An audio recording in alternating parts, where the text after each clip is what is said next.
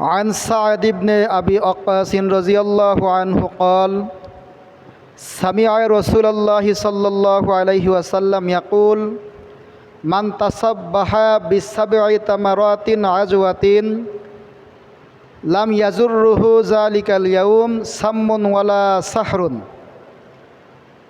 رواه الترمذي।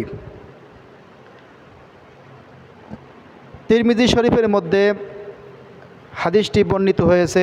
সাদ ইবনে আবি ওয়াক্কাস রাদিয়াল্লাহু আনহু তিনি নবী করিম সাল্লাল্লাহু আলাইহি ওয়াসাল্লাম থেকে শ্রবণ করেছেন যে কোনো ব্যক্তি যদি প্রতিদিন সকালে 7টি করে আজোয়া খেজুর খেতে পারে,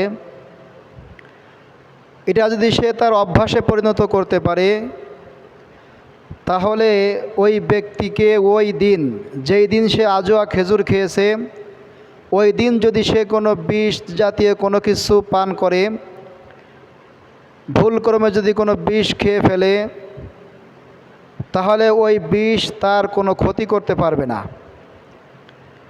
এবং ওই ব্যক্তিকে যদি কোনো ব্যক্তি জাদু করে, তাহলে ওই জাদুও তার কোনো ক্ষতি করতে পারবে না। তো আল্লাহ রব্বুল আলামিন এই আজোয়া খেজুরের ওসিলায় ওই ব্যক্তিকে জাদু এবং বিষের ক্রিয়া থেকে মুক্তি দিবেন। তো আজোয়া খেজুর আল্লাহ নবী সাল্লাল্লাহু আলাইহি ওয়াসাল্লাম নিজে খাইতেন, সাহাবা আজমাইন খাইতেন। এটা আরবের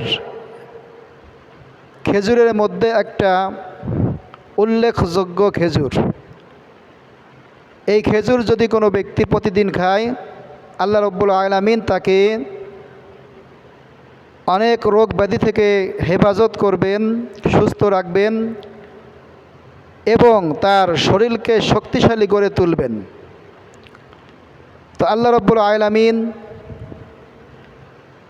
এই খেজুরকে আমাদের জন্য একটা বিশেষ নিয়ামত হিসেবে আল্লাহ রব্বুল আলামিন দান করেছেন। এই খেজুরকে বলা হয় জান্নাতি খেজুর। তো আমরা যদি আমাদের খাবারের তালিকায় এই আজোয়া খেজুরকে আমরা রাখতে পারি, তাহলে শরীর শক্তিশালী হবে, রোগ ব্যাধি থেকে হেফাজত থাকতে পারবে এবং বিষক্রিয়া এবং জাদু থেকে আল্লাহ তাকে বাঁচিয়ে দিবেন।